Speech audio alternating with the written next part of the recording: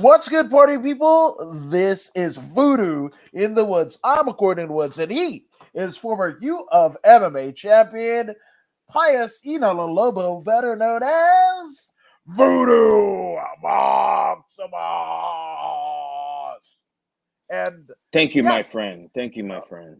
Thank you, my friend. Once again, it's on. It's on. I'm over here with 8 or more a day woods. All day, every day. How you doing, my brother? doing great, doing great. For those who didn't see another round of after 83 weeks with Christy Olsen, Steve Kaufman, George Ramosa of the Wrestling Chatter, and WWE Hall of Famer Eric Bischoff. That was cool. It was fun. Mhm. Eric was live and in living color, and there might be things that might be making the news wires in the next 48 hours or so, just on things that he said on that very podcast. So if you haven't already done so, check out 83 Weeks, wherever you get your podcasts from, and you'll find us for after 83 weeks. So fun stuff, fun stuff. And he completely shit on my Dungeon of Doom t-shirt because Oh shit. he was like, I fucking hated Dungeon of Doom. God, you know. So, that's pretty fun. But everything is good. Everything is great. Fuck. So yeah, man. Jamal Hill versus Johnny Yeah. Walker. Yep. Yep. Yeah. How did we get here? How did we get here? Theoretically speaking, Voodoo, how do you think hmm we got here? This is a genius matchmaking.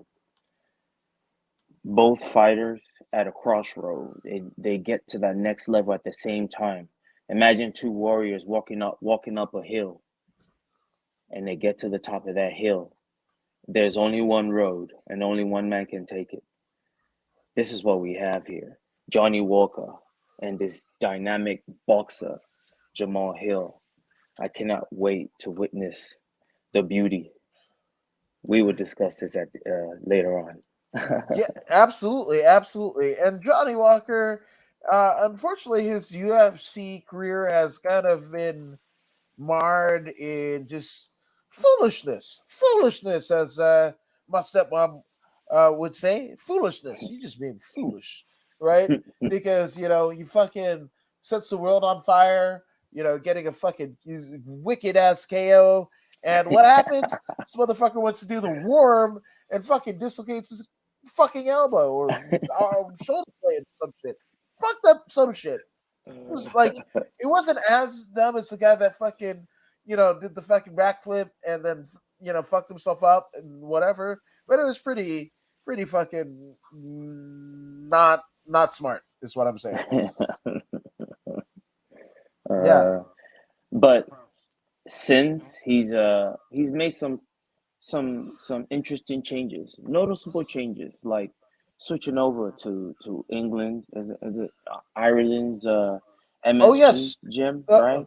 Straight As a, blast. yeah, SBG. yeah, yeah, yeah, yeah. Excuse me. Uh, so I think that's a significant move to leave one's comfort zone and go to a different country and train or an entirely new technique or way of seeing things. Um, I give him a point for that. You know Yep. what I mean? Something noticeable, you know? So we will see. We will see. We will see. We Yeah, will and get just there shortly. 100%, 100%.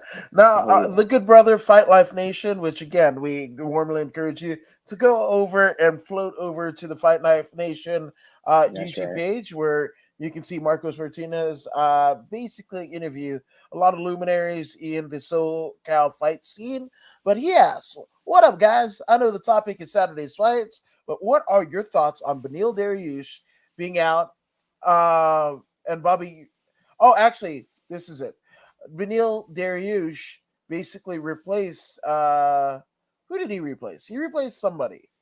And then is now fighting Bobby Green. I think that's I think that's the gimmick. No, no. Or is It was Benil was supposed to fight Islam Makhachev. That was a ah whole drama of it. But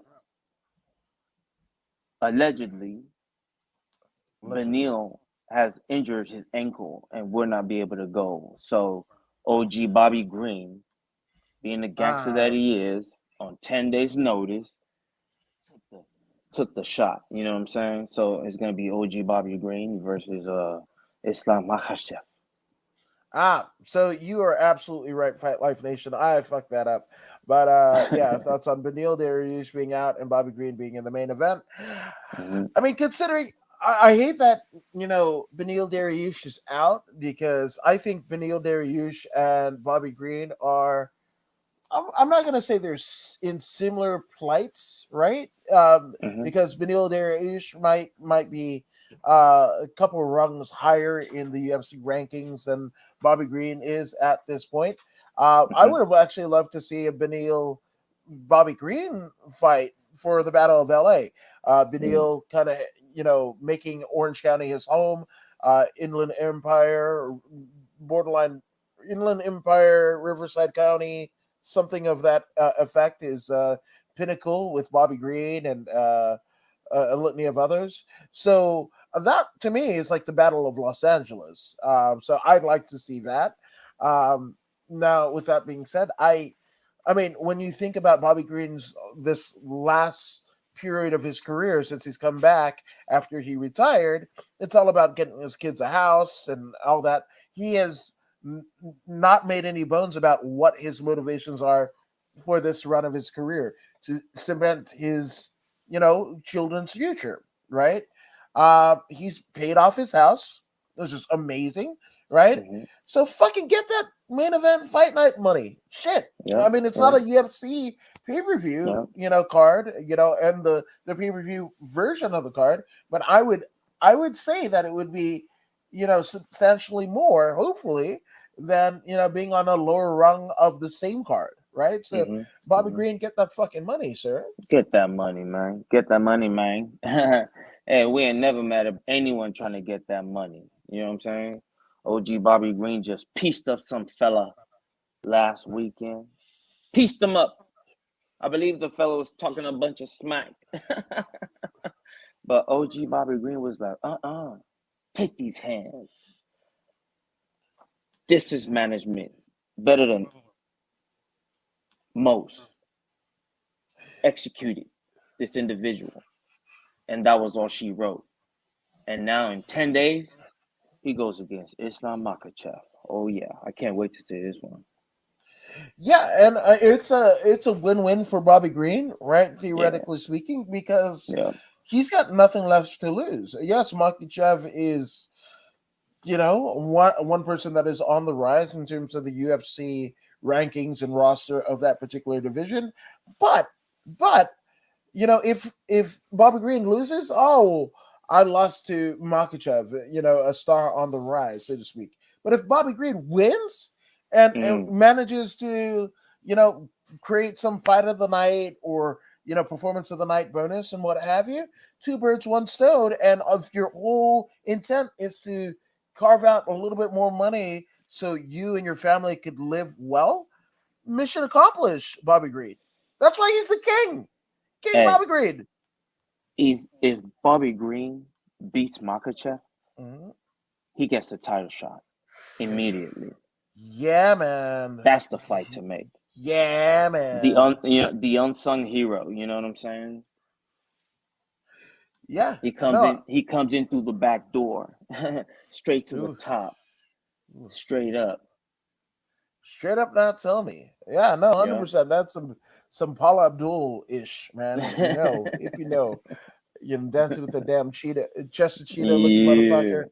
Actually, that wasn't straight up. My tell me that was the opposites attract. Anyway, I'm fucking up my Paula Abdul videos. But in any event, shit, our dude Jesse Strader, 5-2 out of Peterson Grappling, right? Faces a 11-5 Canadian fellow named Chad Angelier. Now, um, we're pro Jesse Strader here. I Yep. think I don't want to speak for you, Voodoo, but Enough said. yeah, I'm like just the saying. like the kids will say. Enough said. Enough said. Enough said. Yep. Now, Straighter all the obviously, way. Let's go. yeah, straight all the way. Obviously, this is Angelier, the monster Angelier's UFC debut. He won a split decision on Dana White's Contender Series back in September of 2021, right? He's got KOs, he's got some submission. Good dude, deserves his spot in the UFC roster. And I'm talking him up because that is what I want to do because it's going to make Jesse Strader's victory over Angelier just that much sweeter. That he's facing a tough, tough guy, and he comes out on the other side smelling like roses. So yes, Jesse Strader for the win. Do you have a way of it happening?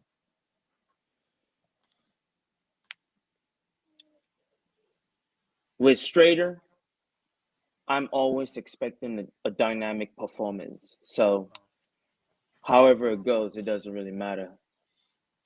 I know Uh, it's going to be dynamic performance. You know what I mean? It's a very good way to open up this card. Absolutely, Strader, man. And he's rocking a mustache nowadays. So Yeah, he's shout killing out it. to man. Shout out to the violent gentleman, Jesse Strader. And Yeah. we're not doing this to speed up or whatever, but we could analyze this all day long or whatever. But the fact of the matter is, in total disclosure, uh, yeah, Jesse Strader has done this very podcast. Jesse Strader is a teammate of Voodoo, right? So with that all being said, that's all you got to know from us. That's That's a all the slam dunk. yeah, exactly. It's a fucking triple double. It's a slam dunk. It's a grand slam or what have you, man. Strader, we love that guy. He works hard. Fuck yes, and so I'm just saying. And Tequila Bottle said, "Hey, guys, how are you? How are you, a good sister? I am here. Hello, That's right. hello. You too. What is up? Everything is up. Not the sun anymore, but you know what? In the words of Annie, fuck, the sun will be out tomorrow. Right? That's right. So I'm just saying, if you want that sunny motherfucker, they'll be there tomorrow. I'm just saying.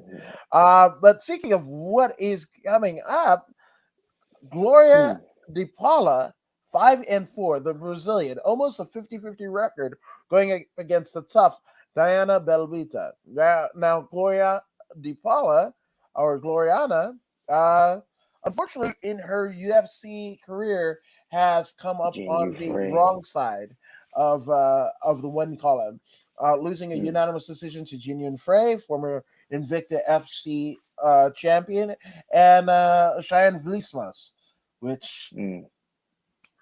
Cheyenne Vlismas, I don't even know what the fuck to. I mean, she used to be Cheyenne Bays, and then she ran off with. That's a fucking whatever, right? But Hmm.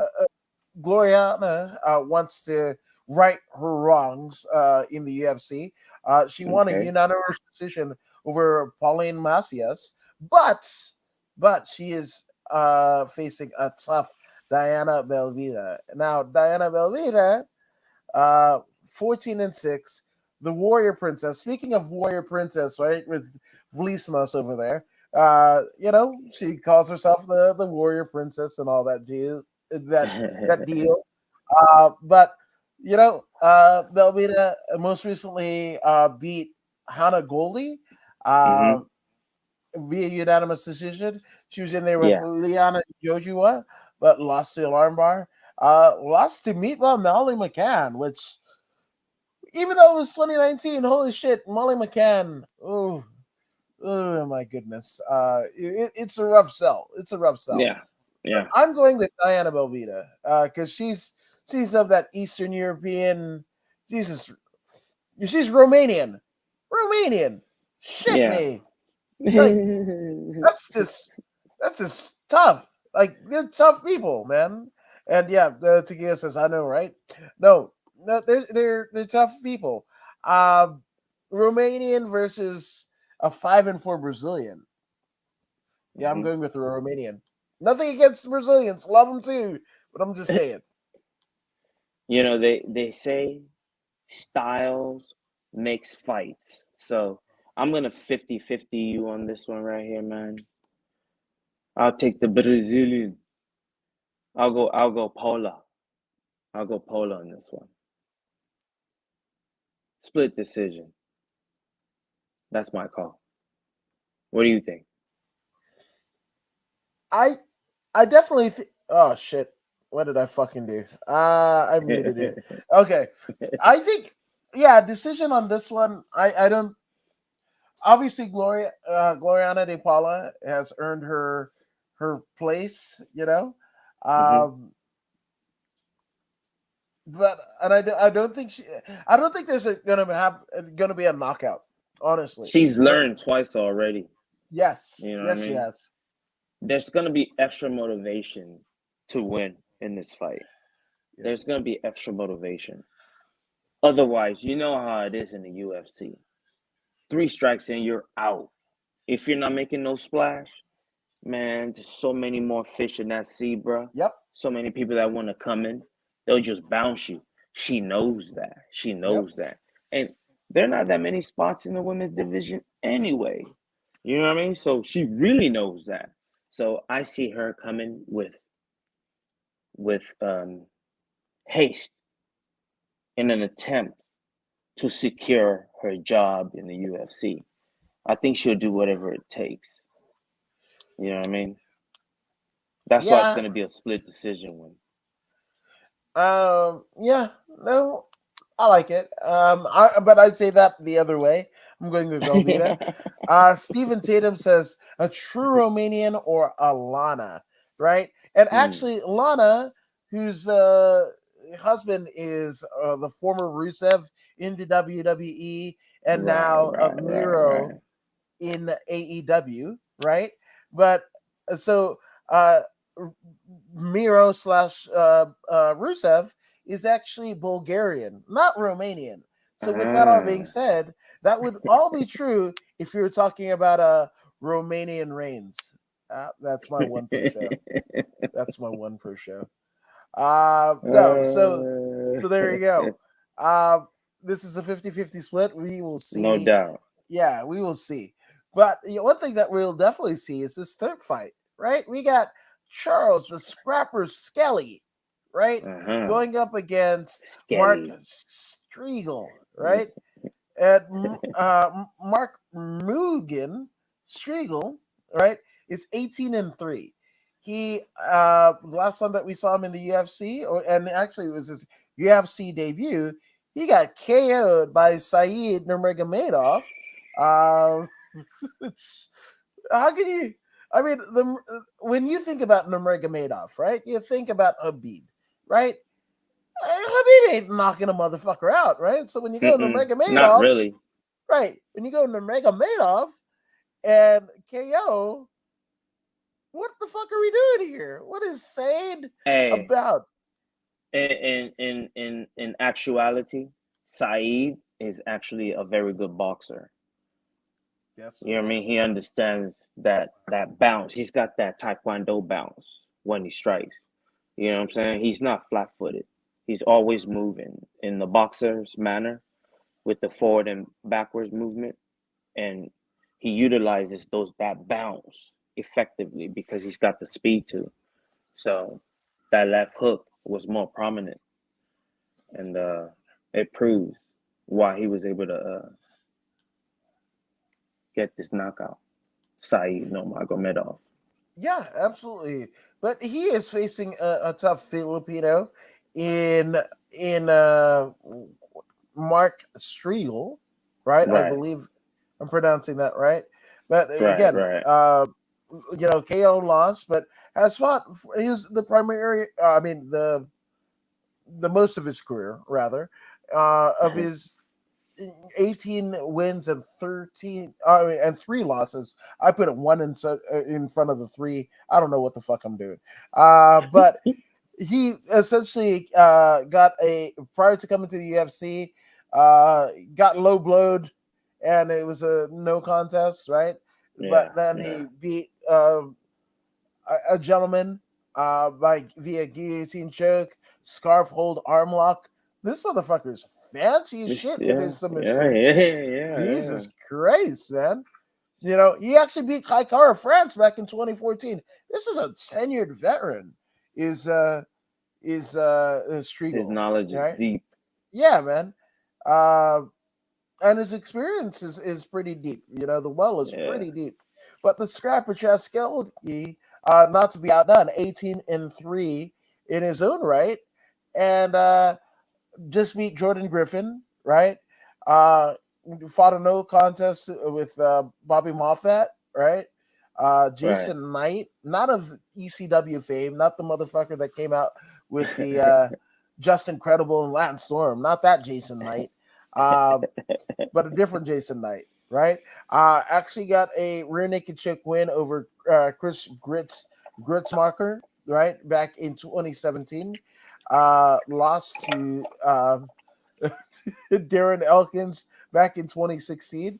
But before that, before that, he actually, no, actually, it was after that. It was 3 months after the loss to Darren Elkins. He he faces Maximo Blanco. Mm-hmm. That's maximum white. And I don't think that gentleman is Yep. Caucasian. He he's from Venezuela and your name is Maximum White. Maximum. Maximo. That not minimum white, maximum white. Maximo White. Yes. I love it. I don't know why that's so funny to me. Damn it. But again, Skelly versus Striegel. I think this is gonna be a fucking 50-50 match. I don't know who you're picking. I'm gonna pick the opposite. These are two tenured veterans, but you know, with a 20 fight, career on both of their sides, respectively, it's not like they've become household names, right? Right. So I It's almost feel anybody's like, match. yeah, and I almost feel like the UFC matchmakers are putting these two together as like a like A gimme. they're ushering you into retirement. Right? But these guys, from the looks of their records and ways of winning, I think they're actually gonna put on a show. Yeah. I think they're gonna put on a show. Do they have potential for fight of the night? Who knows? Who knows? I guess we will find out on this day. But I do see complete mixed martial art between these two. There's gonna be grappling. There's gonna be striking. There's gonna be fence work. It's gonna be a complete performance. So we're talking 15 minutes of fighting. So that's what's gonna happen with this fight. Someone's gonna win by unanimous decision or split decision. Either way, someone's gonna win. I don't see finish here, but you will see good performance. You will see very good mixed martial arts. That's my prediction. Well, my prediction, actually, it's not a prediction because it's speaking itself into existence. But Fight Life Nation literally has the comment of the night in which he says Maximo Blanco is the best name for a dude from Alabama could have. Yep, 100%. I'm Maximo Blanco. I'm from Alabama. What do you want to do? I don't know. Maximo Blanco. Yeah. Maximo Blanco. Isn't that the motherfucker that what's his name? Like superhuman? Have you seen that guy? Right? To my juggalos and juggalettes. Fuck this shit. And he fucks himself up in a way that only I could find great joy and solace. You see That's that a guy, pretty right? cool name, though. That's a pretty cool name. Well, Maximo Blanco? Blanco. Yeah, if he wasn't from Venezuela. Jesus Christ. That's just like what's his fucking Carlos Mencia's ass, right? Like his mom knew, right, that they were gonna come to the US, right? And Right.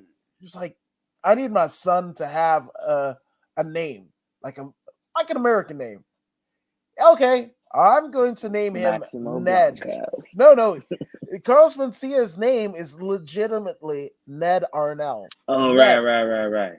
Ned. Well, Ned. it was a smart move on his part to change it to Carlos Mencia. Yeah, I mean, especially the fact that he grew up in East LA. Your name is Right. Ned? Ned. Ned? The fuck are you talking about? I mean, Jesus Christ. Which, I mean, you know, Ned Arnell being in East LA is almost like Maximo Blanco being in Venezuela, is what I'm saying. That's what I'm saying. I'm saying. Or what was Chavo Guerrero's name in before Eddie died? Oh, Kerwin White. Yeah, that was a great character, man. I really, really liked that character. I thoroughly enjoyed that character.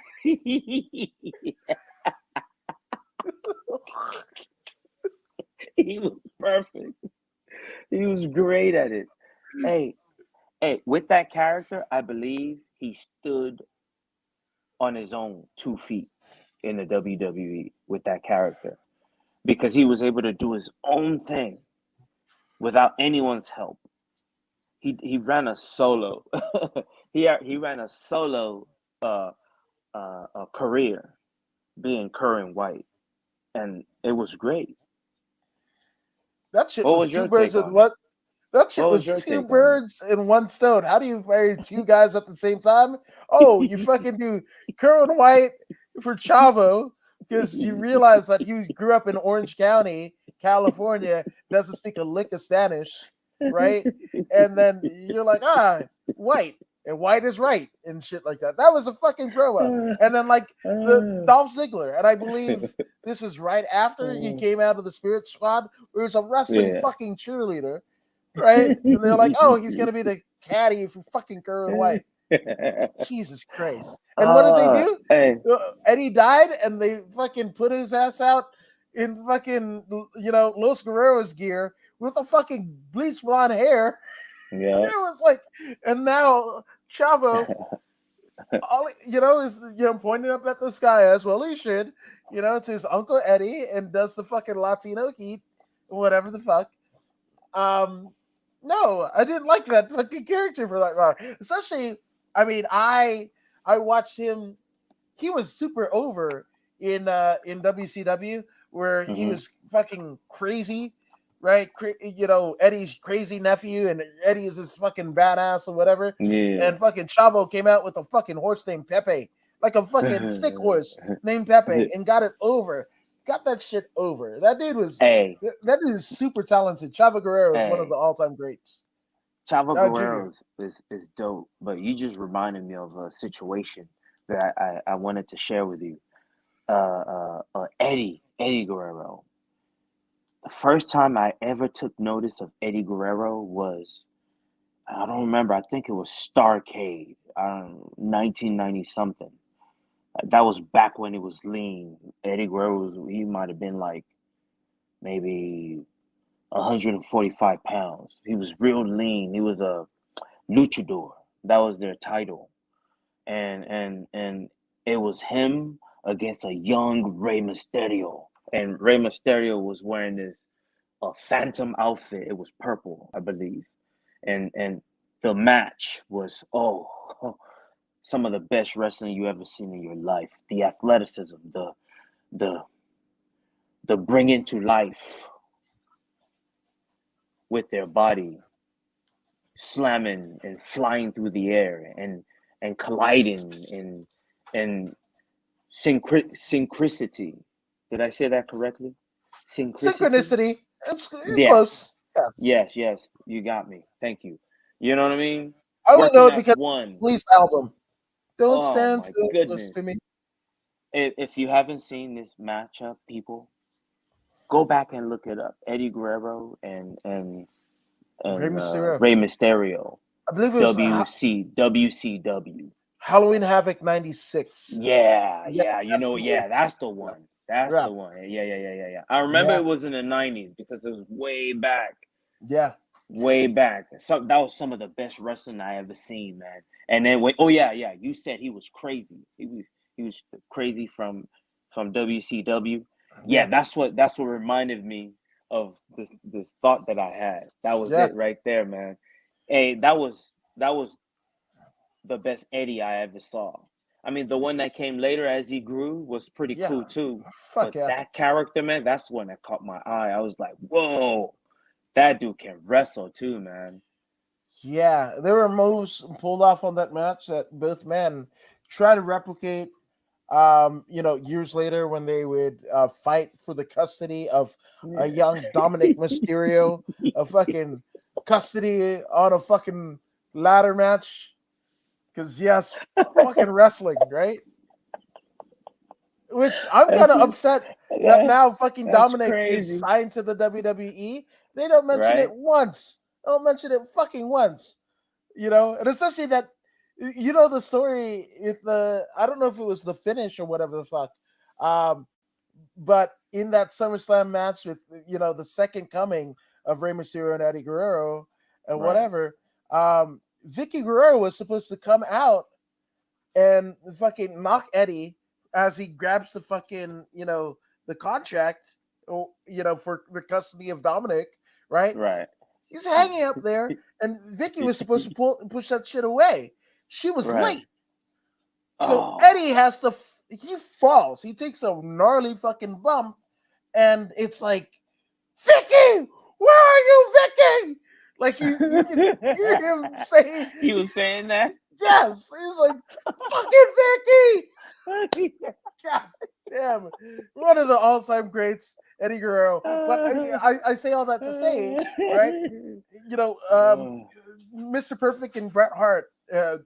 I believe it was Mr. SummerSlam Perfect, Mr. Perfect. '92. Oh, Right, they had an incredible intercontinental title match, right?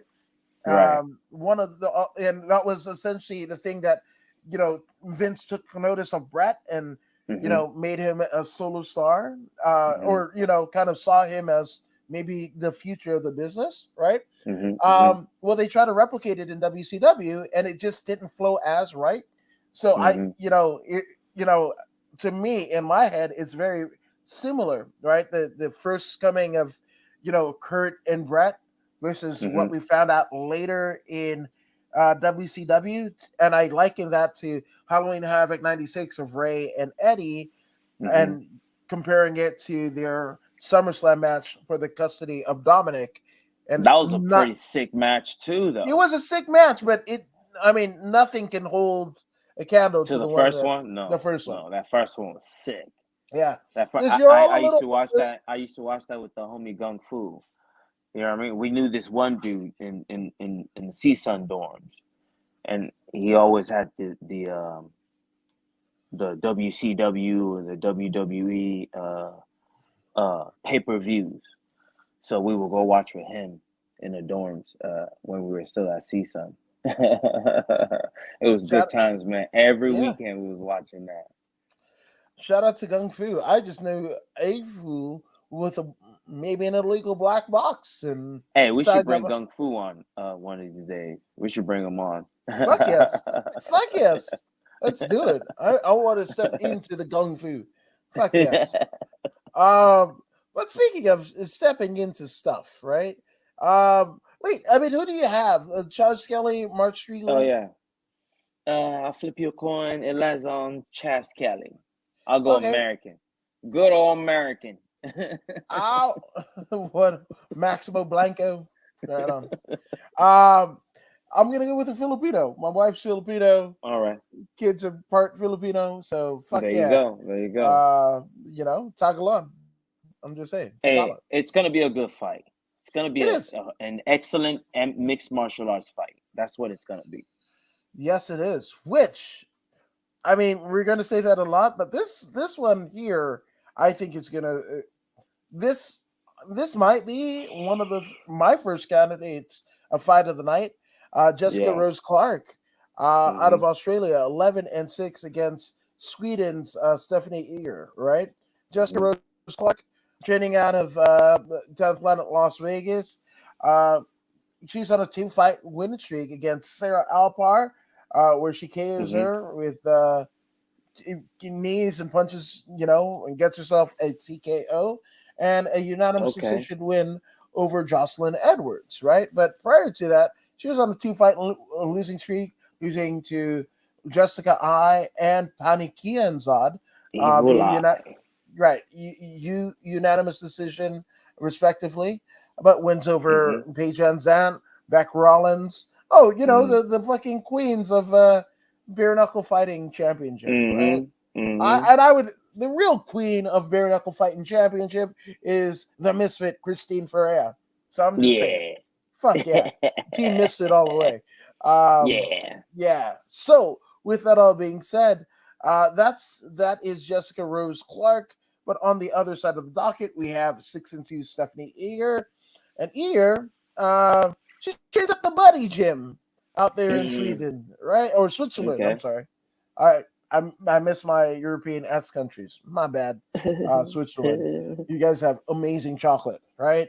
Um, but Eager, um, she actually fought on a fight card Judo. called Buddy MMA Clash 3.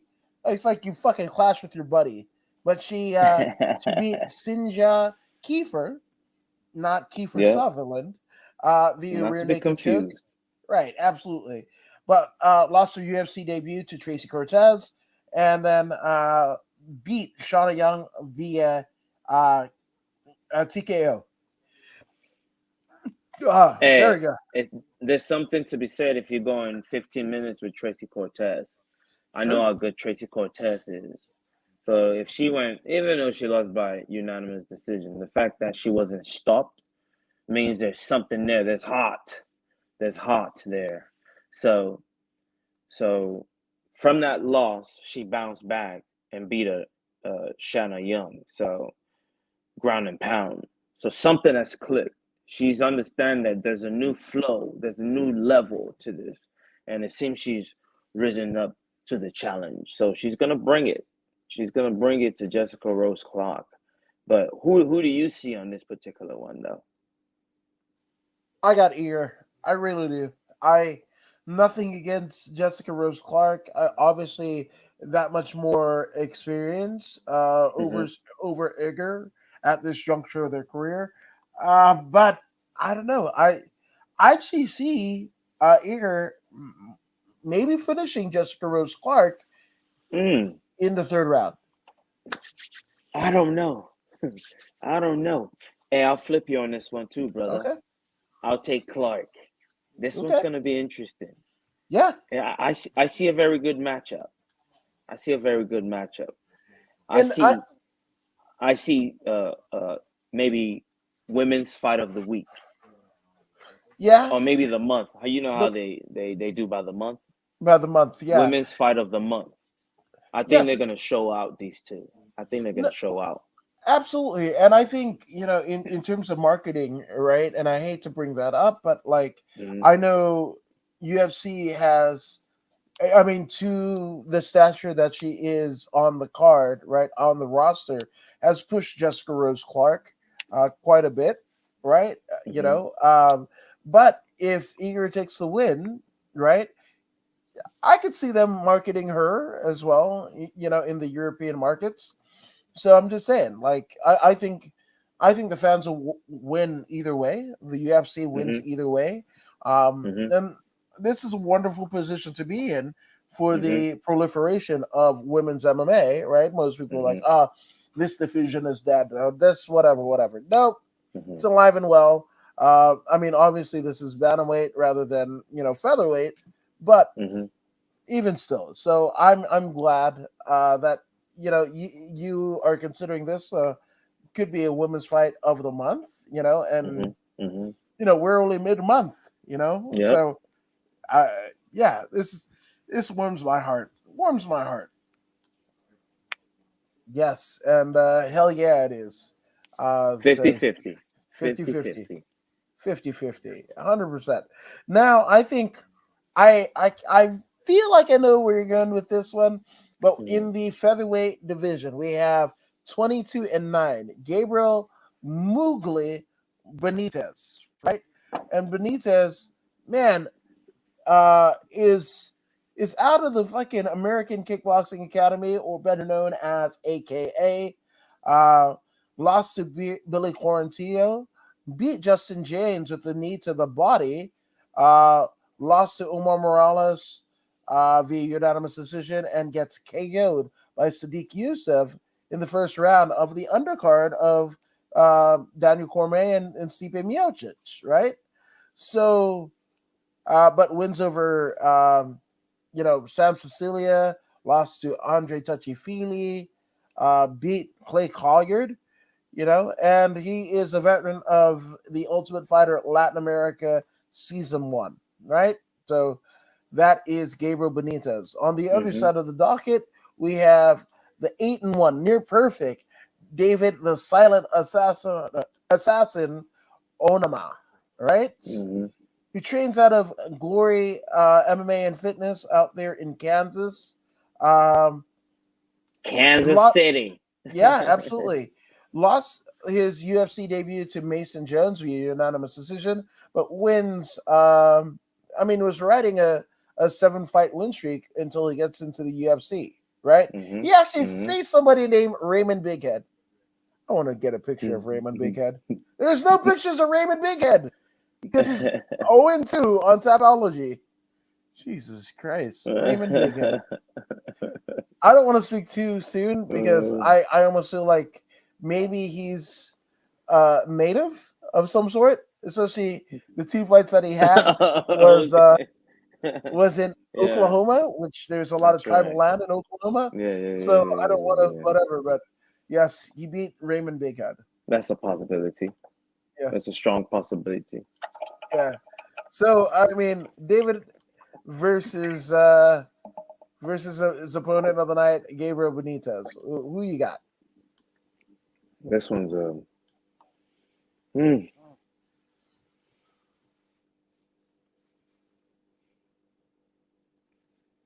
it's gonna be another good match. I see Benitez using excellent wrestling in this one.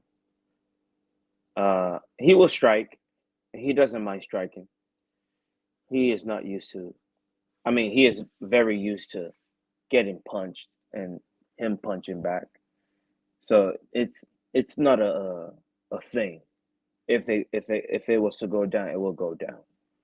But I see him being technical in this match. There's no need to fool around with David. David has many wins by submission as well. He's very well rounded, right? So usually, more than likely, wrestling is always that equalizer that changes where the fight happens. So the wrestling can smash Onama's excellent jiu-jitsu, and that's what it's gonna be. I think Benitez will edge him out based on that wrestling. Yeah, I'm gonna have to say I agree. I want. I actually thought you were gonna go the way of the silent assassin with this one, but yeah, the He's gonna get experience. out wrestled. That's what Yeah, I see. He's gonna get out wrestled. agree. So yeah, I'm going with Benitez to unanimous decision. Yeah. So So it I shall be done. it shall be. I was trying to figure out what Raymond Bighead looks like. Well, all I got was an electrician in Louisiana as Raymond Bighead. That's He what my probably name. moved. Oh, actually, he's a regional fiber planner at Suddenlink Communications in Eureka, Rage in the cage. California. I don't think that's the same Raymond Bighead, but in my head, that's what I that's what I feel. I Uh, feel. But I guess we're moving on.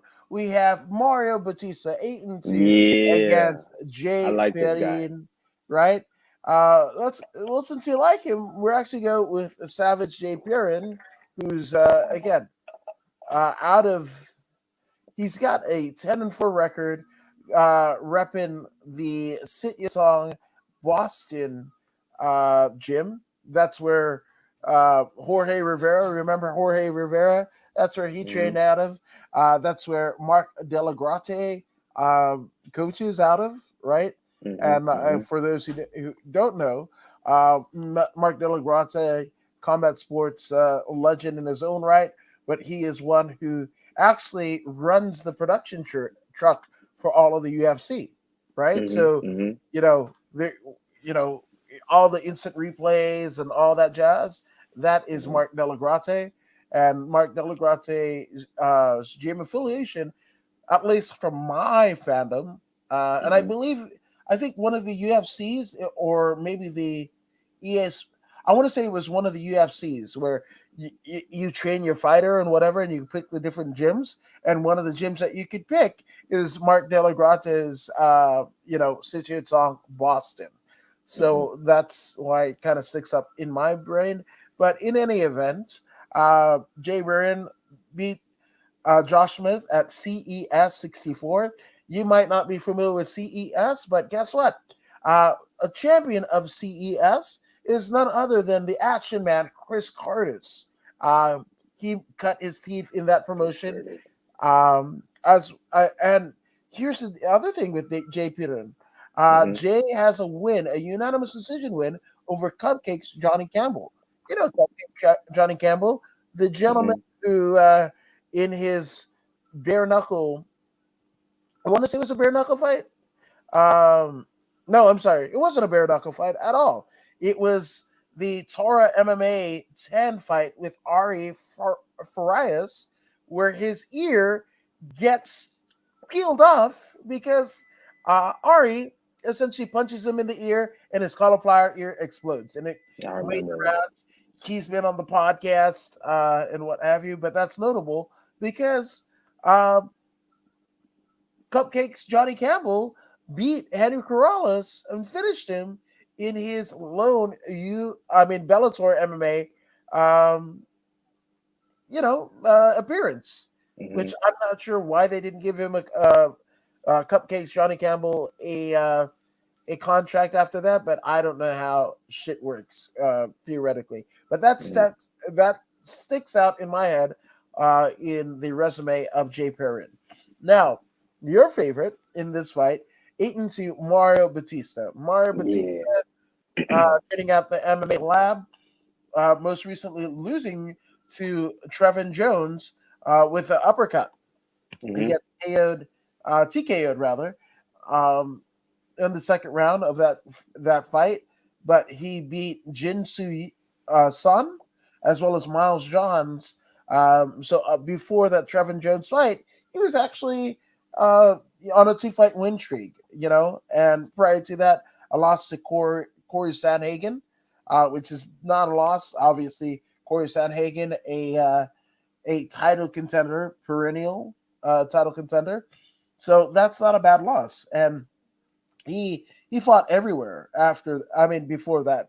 Combate, LFA, Smash Global. He fought at Smash Global 6, uh, which that's fun because that was actually where you had your retirement fight, wasn't it?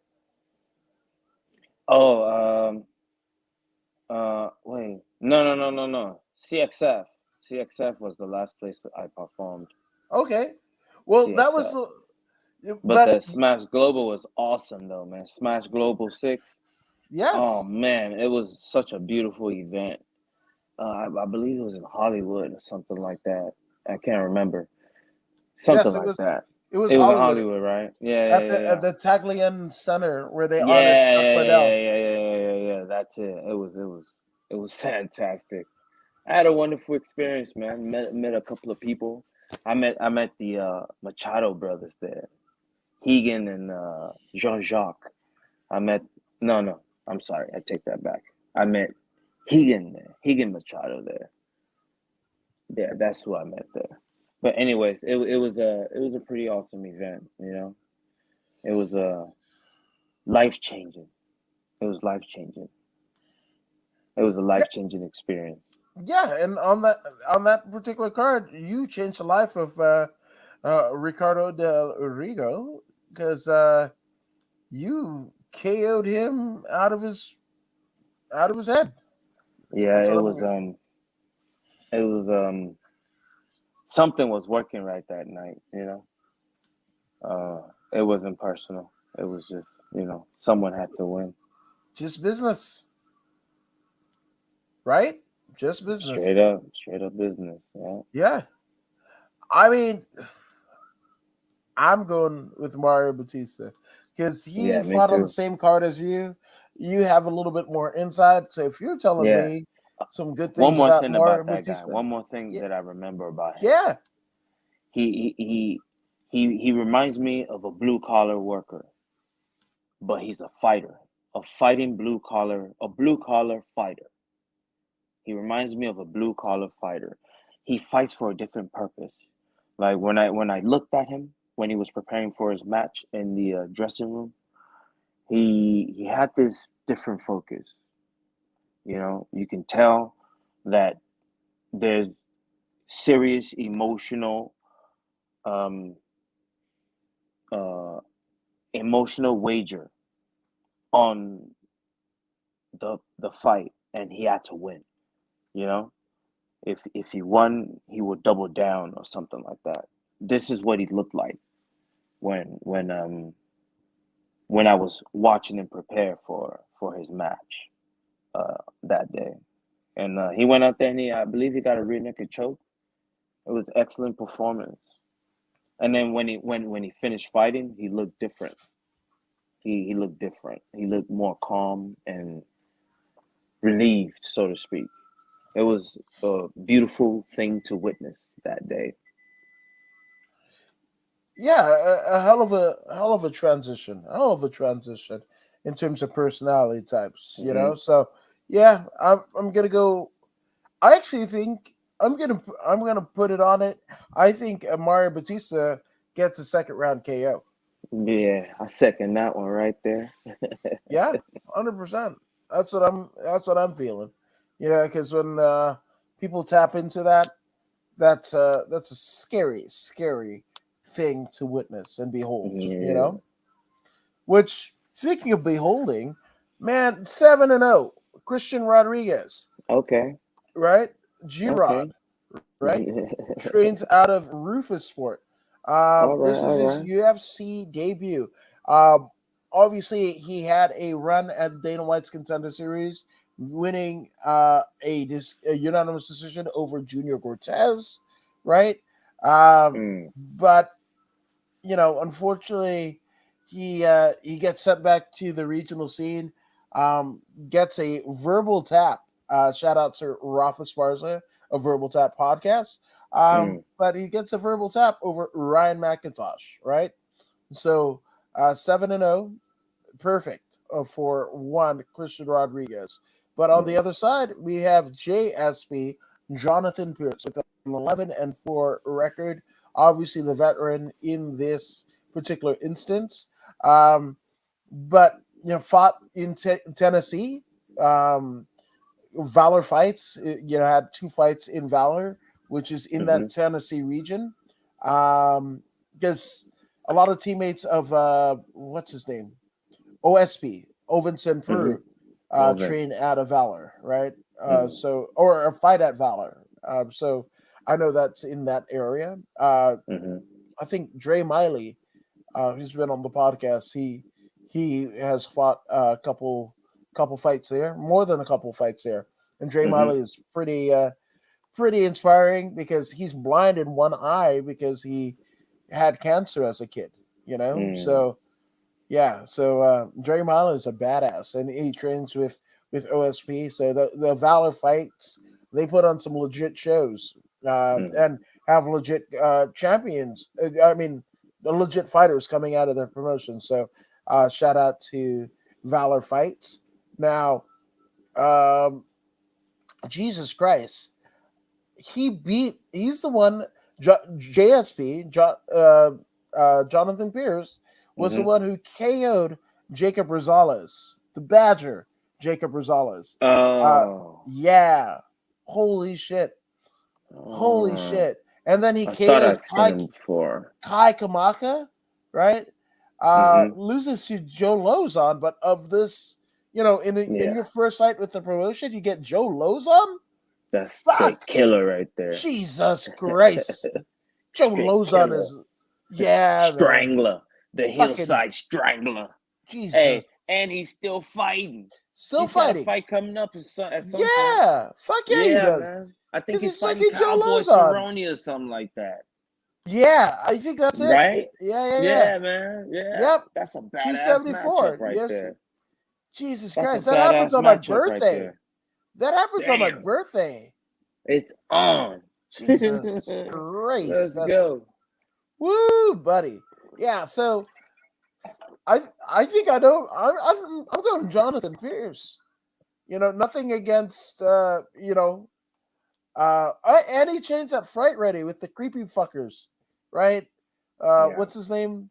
Hey, The Obviously Henry Cejudo is there. Davidson Figueiredo is there.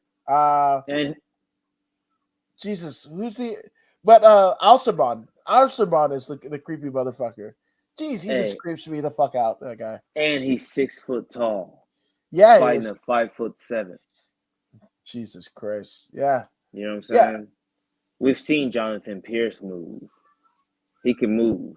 yeah. He can. You know, it's gonna be on the undefeated Rodriguez to push the pace and put himself in more danger in order to get to the long body of Pierce. It's gonna be a dynamic striking type match. I like this matchup. It it is I going to like be a this dynamic matchup. striking, and the dynamics is going to come via JSP Jonathan Pierce. Uh, when you fucking KO Jacob Rosales, That's saying something. shit me, that Mm-hmm. motherfucker is tougher than a $2 steak, as Jamal Mm-hmm. says. He's a Mm-hmm. protege of Bren the Badger Jones. That's why Mm-hmm. he's the little Badger. Teammate with Trent Moe and Curtis Molinder and a litany of guys and girls there. Mm-hmm. Richie Miranda.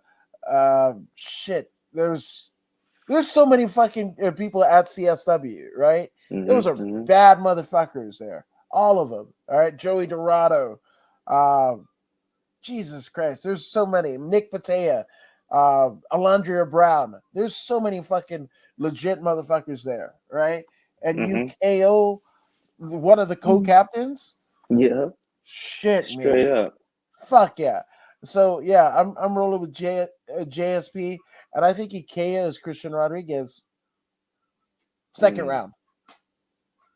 Mm. It's hard to not support something like that. Pierce is JSP is a UFC veteran.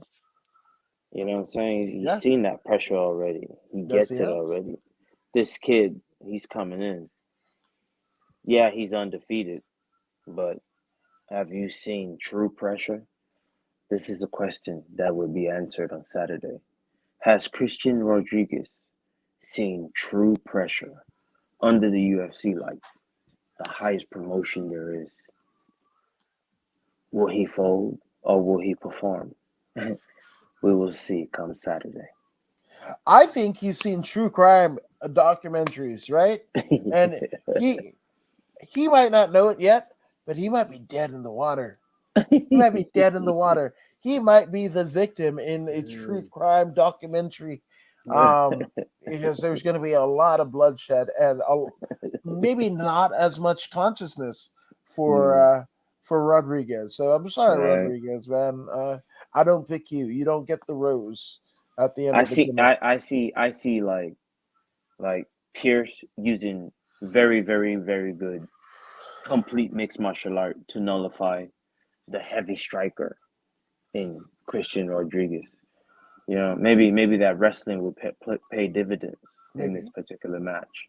It always goes back to that wrestling, man. That aggressive transitioning. That's what wrestling is. Yes, it I is. transition faster than you. I'm beating you down. That's just Yep. pretty much what it is. I'm taking 2 steps while you're taking one. That's what Yep. wrestling is, and that's why wrestling beats everything else. You know what I mean? 9 times out of 10, wrestler wins. And granted, they don't get flash knocked out. I mean, True. evidence number one, Hamza Chimaev. Yep. You know what I mean? It's that super wrestling that they possess that's paying dividends. Yep. And we know that no athlete trains harder than a wrestler. You know what I mean? So they're usually tougher than most fighters, the wrestlers, Yeah. just because of the training. So it is what it is. It is Pierce. what. Yeah. Pierce. Pierce. Now, speaking of it is what it is, we have the return of Numanza, Mm-hmm. Joaquin Buckley, 13 and Mm-hmm. 4. A lot of controversy in this gentleman, but Mm-hmm. you know, he actually beat Jackie. Speaking of CSW, right? Mm-hmm. He KOs Jackie Gosh.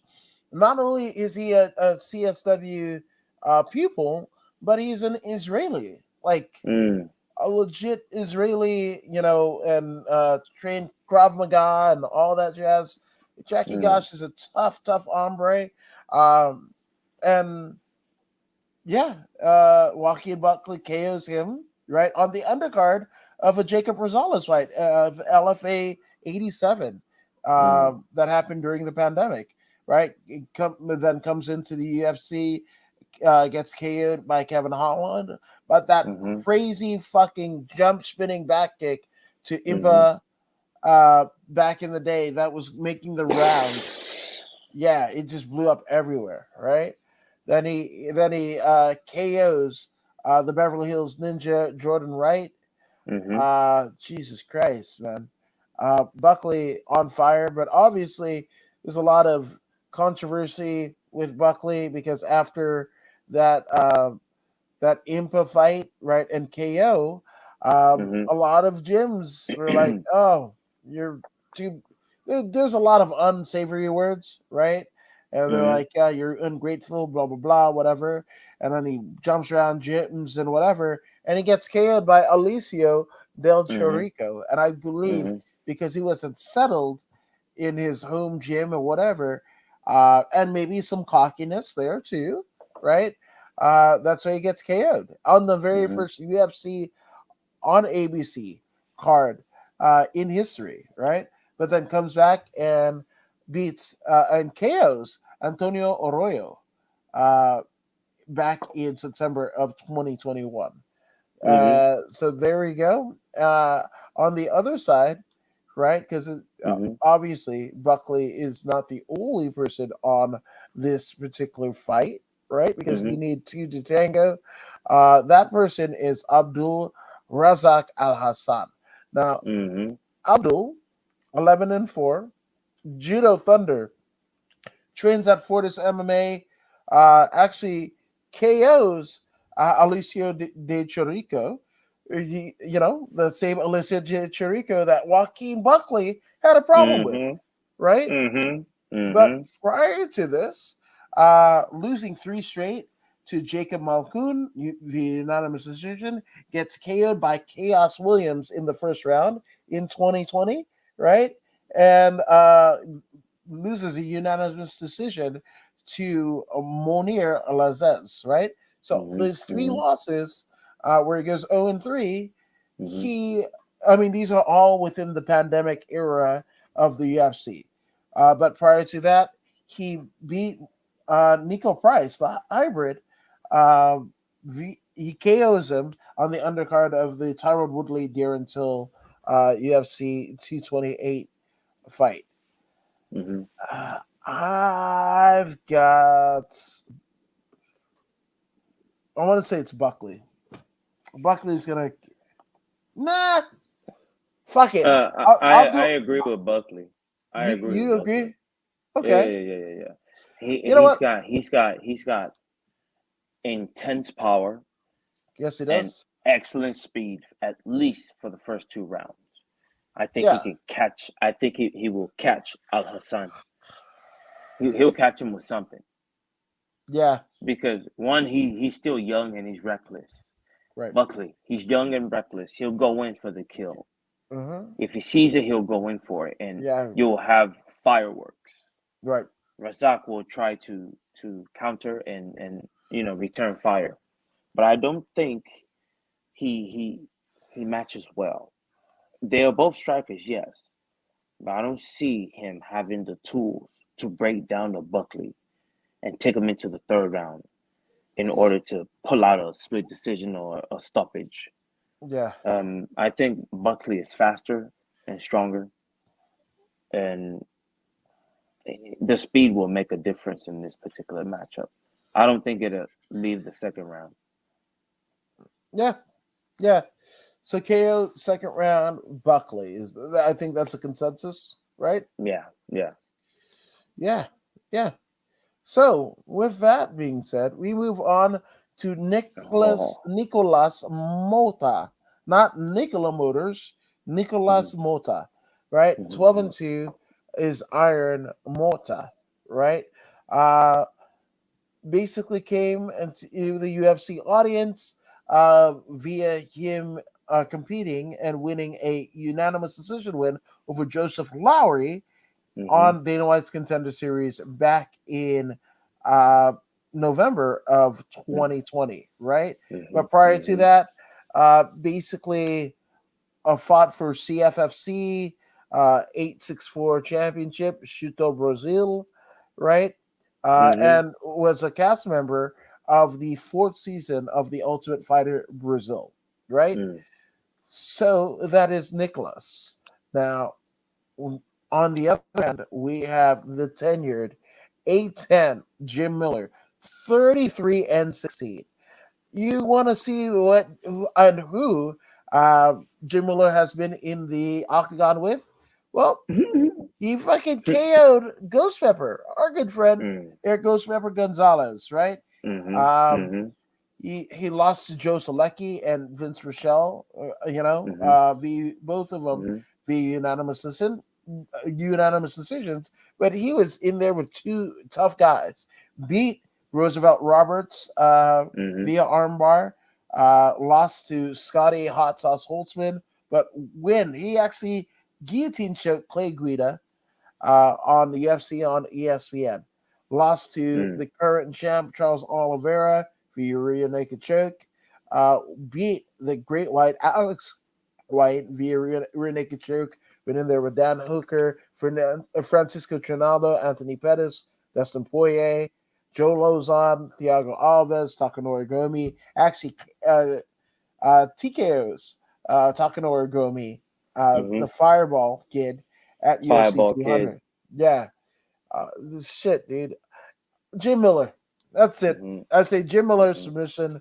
He's gonna do some weird, crazy shit that Nicolas Mota, as a fucking Brazilian who should know Brazilian Jiu Jitsu, Jim Miller is just notches above Mota at this point. mm-hmm, And I think he's just gonna want to get it done quick, like he did last time. mm-hmm. Um, yeah, so I got Jim Miller. I have no problem with that, man. All day. Second round submission. Submission. That's right. Submission. Yeah, Jim Miller is an accomplished black belt. yeah, he is. Mota, I'm sure, being Brazilian, there's a good chance he's got good jiu-jitsu as well. So let us see. Let us We see this beautiful display of destruction. absolutely, it's a beautiful fucking disaster. Mm, Uh, but hopefully, I hope this fight wouldn't be a disaster in the sense that it goes all 15 rounds, because we got two big beefy boys.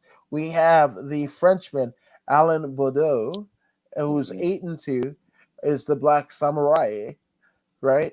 Uh, no contest with Rodrigo Nascimento, right? Loses to Dom Aspinall, right? And that was his UFC debut against Tom Aspinall, right? mm-hmm, mm-hmm, Um, Otherwise, he's fought in Africa at EFC, fought at Angels Fighting, Grand Slam Heats. A lot of them, you know, Asian Asian promotions, South Korea and otherwise, right? mm-hmm, I On the other side we have Parker Porter, who's 12 mm-hmm, and 6. Um, Parker Porter is still just getting his teeth cut in the UFC, but beat Chase Sherman via unanimous decision, beat Josh Parisian via unanimous decision, lost to Chris Dawkins, all right, for his UFC debut. But other than that, he's been on the regional scene in his neck of the woods, which would be Connecticut. So he's on the Eastern Seaboard, right? mm-hmm. But that's all I have to know. I think it's going to be Parker Porter I'm gonna say submission. I really think it's Parker Porter, huh? yeah, because he beat Mm, Kevin Sears at CS 56 via Kimura. mm. I don't see the grappling prowess of Alan Baudou, And the right? Frenchman. Right. But So what if all he has to do is keep the fight standing? If his takedown defense is excellent. Now I Mr. Parker is in for a beatdown if that's the case. I still even with that I still got yeah. I don't I something want to about play the devil's advocate here. okay. I want to choose Alan Bodot just to make it exciting. We're Okay. 50-50 on this one. 50-50. I'm not mad at But that. I do know that Mr. Parker Porter, his his jujitsu is pretty. His grappling is pretty good. Yes. He's got a good push, a good pace. He knows how to keep pressure on his opponent. So I know he's good, but I want an interesting fight, and I Okay. believe this will prove to be an interesting matchup. Yes, it is. And styles make fights. So I like it. Exactly, I like it. exactly. But speaking of styles and fights, we are at the co-main events of the evening. We have the 10 and 2 Kyle Dawkins, right? Going up against Jamie Pickett. Now, in the instance of Dawkins, he's been wanting to get in there since May of last year. Uh, he gets that accidental headbutt from Kevin Holland, right? That ends that fight in a no contest, right? But he was linked to have a rematch with Holland, didn't materialize. Then Roman Dolezay and the Cuban Missile Crisis Julian Marquez. That was supposed to happen uh, actually Saturday, but unfortunately, uh, it was actually Marquez who pulled out, uh, thus clearing the room for one Jamie Pickett. Now Jamie Pickett is basically 13 and 6. That's a pretty impressive record for the Night Wolf. Um, Coming off of a unanimous decision over Joseph Holmes and Laureano Starpoli, right, respectively, but gets KO'd by Jordan Wright, the Beverly Hills Ninja, and loses a unanimous decision against Stefan Nchukwi, right? So, I mean, I kind of got Kyle Dawkins here, and I think it's gonna be a split decision. Oh yes, it looks like we lost Voodoo for the moment, but I've got Kyle Dawkins, and here's why. Kyle Dawkins, he is a tenured veteran. Um, he beat Dustin Stolfitz, right, and but lost to Brandon Allen Allen, lost to Phil Hawes, right? And here we go. He's back. We're back. We're good. Oh Uh, man, something's going on with the voice. It's a. Can you hear me? I can hear you Correct. perfectly. Yeah, there was some kind of glitch in the matrix earlier, and both of us went off for a second. I couldn't see you, and then when it came back, your voice changed. You think you can go in Yep. and out? See what happens real quick. Now,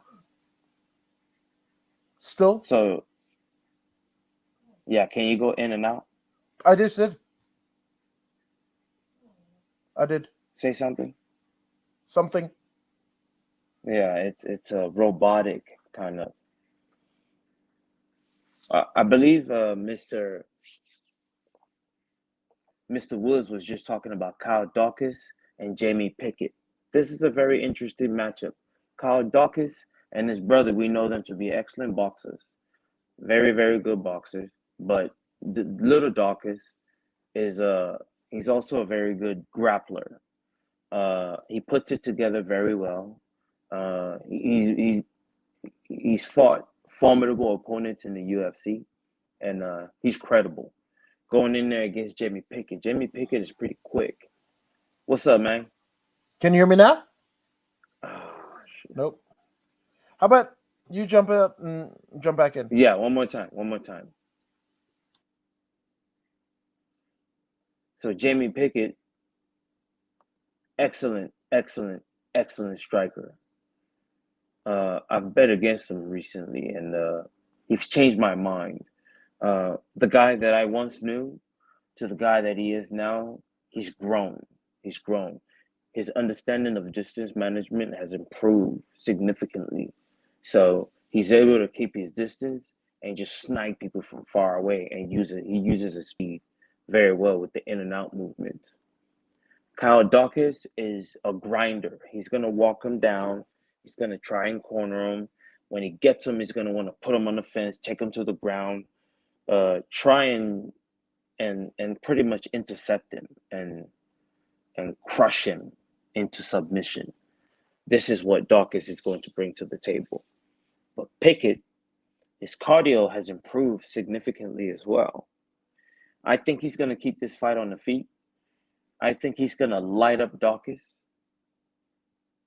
I think he's going to knock him out in the third round. Darkis gets knocked out in the third round, yes. I think it's the other way around. Let me go. I'm going to go out. I'm going to go out. I think I'll so. go out and come back. Because I checked it. I checked it. I sound fine. I sound fine. I actually went to the YouTube. And I checked it.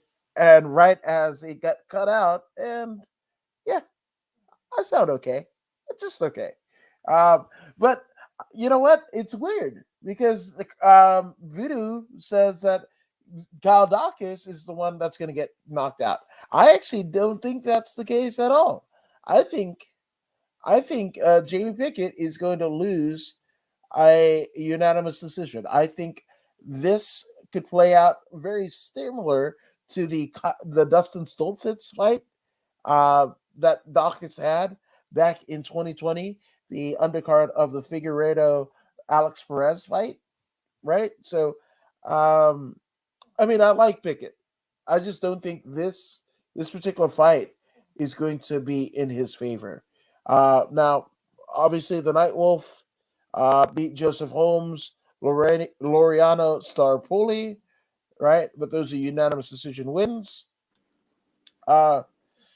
Yes, I actually just respectfully disagree. I actually think that it's going to be Darkis here. Okay. Via I'm going to say unanimous, no, split decision. But it's going to look similar. I don't think this is going to be a barn burner. I don't think this is going to be a viral clipped fight at all. I could be wrong.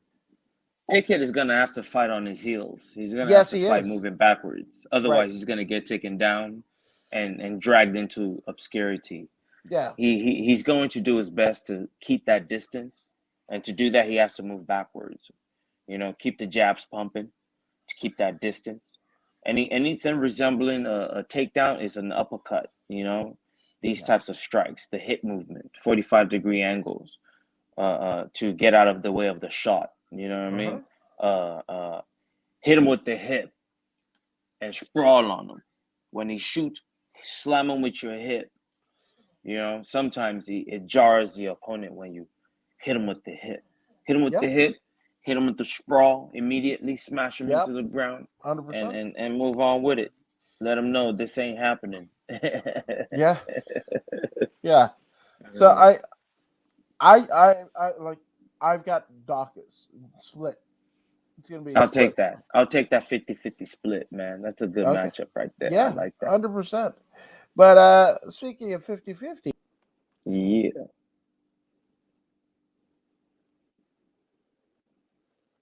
Yes, this is where my man will say the main event of the evening. Yes. I closed the wrong tab. I wanted to go back. in the Tapology, and I had the wrong tab. But we have 9-1 Jamal Hill, Mhm, right, mhm, going up against the 18-6 Johnny Walker. mhm, Now, mhm. Jamal Hill, the moniker of Sweet Dreams, and Sweet Dreams are made out of this because he's Mm, mm, headlining mm, his first UFC card, mhm. and he is basically coming off of a big KO win over Jimmy Crute, but losing via arm injury and strikes from Yeah, the guard to the yeah. Bear Jew, Paul Craig, but win over OSP, Mhm, right? And Darko Stosic, right? mhm, mhm, Um, was supposed to fight um, Dalton June, but that got canceled back in 2019. Um, so that is Jamal Hill, the Sweet Dreams. Now mhm, we've got Johnny Walker. Like you were saying at the top of the show, training at Straight Blast Gym in Ireland. mhm, That same John Canova contingent at John Canova, Owen Roddy, that were instrumental in the prominence of one Conor McGregor, right? mhm, But Johnny Walker coming off of a loss to Thiago Santos via unanimous decision, beat Ryan Spann, showing a little glimmer of the Johnny Walker that we all first saw when he came on our television screens, right? mhm, mhm. But prior to that, losing to Nikita Krylov via unanimous decision and gets KO'd by Bellator, Corey Anderson, right? Mhm. Yep. Uh, so, but he beat Misha Kur- Sir- Sirkunov Mhm. via flying knee and punches. Beat Khalil Rountree, KO's Justin Ledette in 15 seconds of the very first round back in Mhm. 2019. Mhm. Beat Luis Enrique da Silva, right? Mhm. Mhm. It's Johnny Walker's. That's an impressive resume, but I think Mhm. momentum side goes to the favor of Jamal Hill. I think Yes. Yes. Johnny Yes. Walker. I think it's too little, too late in terms of his going to straight blast and everything like that. Like, and it's a quandary, right? Because like if you hadn't lost those fights that you lost, you wouldn't Mhm. know that you needed to get better, right? Mhm. But Mhm. even in those losses, you're accruing damage. Hell, even when you won, you fucking separated your shoulder that Mhm. required surgery and shit like that. Mhm. So Mhm. I want to believe that that Johnny Walker is a little bit more mature, and he might be, but even still, between the skill set and the youthful tenacity of Jamal Hill, I say Jamal Mhm. Hill ends at third round. Okay. Here's what's going on with these two. Johnny Walker, Jamal Hill, both very highly skilled individuals. Jamal Hill, his boxing, straight sniper, American sniper. Both hands, the ones and twos are deadly, deadly accurate. This man is. And then we have on the other side Johnny Walker, dynamic striker to the T. But it seems there's a lack of focus. I know focus is not the word, but for right now, a lack of something that resembles focus or direction or something like that. Which is why he is now with the Kavanaugh team. Uh, he recognizes. They say change doesn't occur until one themselves recognize something needs to be changed. Right? He has realized something needs to be changed, and he's making that change. Right? So now, how much of his old self is he going to tear off? Right?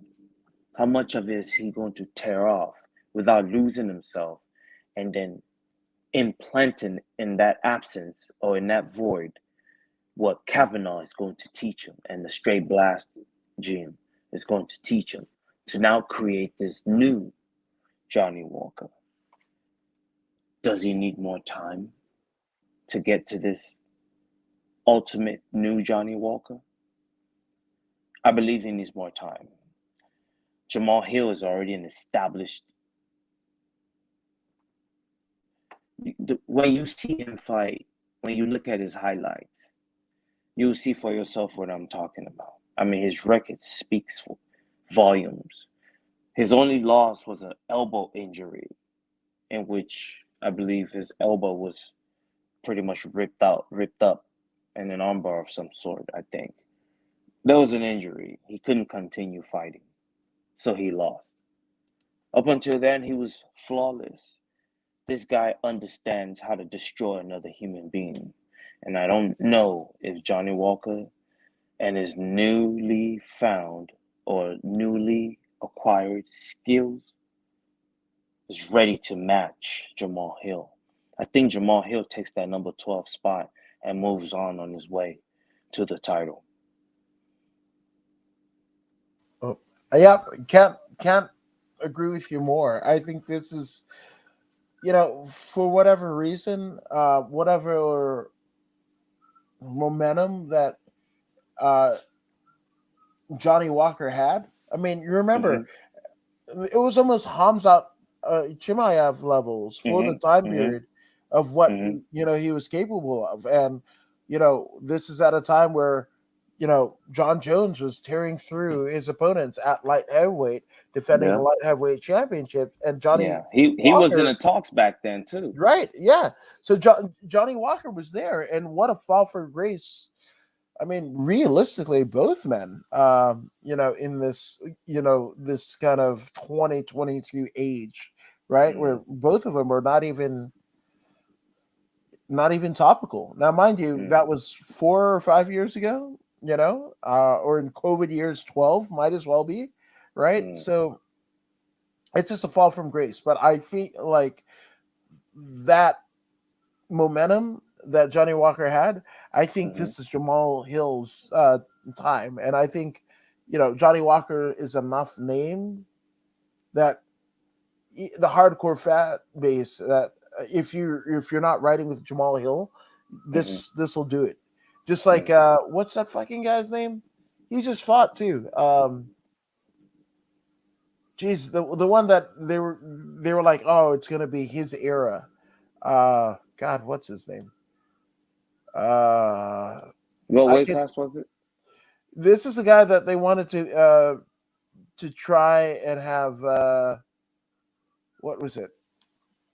Try and have God, what's his name? Oh, Moicano, Moicano, Hanato Moicano, Oh, right? Yeah, it's kind of he just fought like last week or something. yeah, last week, right? Mm-hmm. Absolutely. No, but this reminds me of Moicano in the sense that Moicano to a young upstart is a name enough of a name that you can kind of build up on, to Mm-hmm. solidify your place on the UFC roster, right? Mm-hmm. And I think Johnny Walker is a name that Jamal Hill needs to kind of uh, Yep. continue his ascension Yep.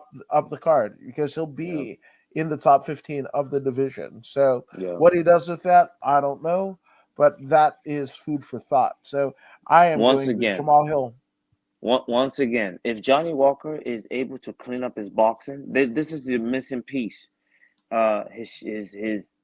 His ones and twos are labored. He doesn't snap, right? When he throws, he falls into it, and then a person like Jamal Hill would just counter easy, easy, easy. They've seen this already in training, and they've watched many tapes. I know these boxers. They study very well, and they look for holes, and that's what's gonna happen.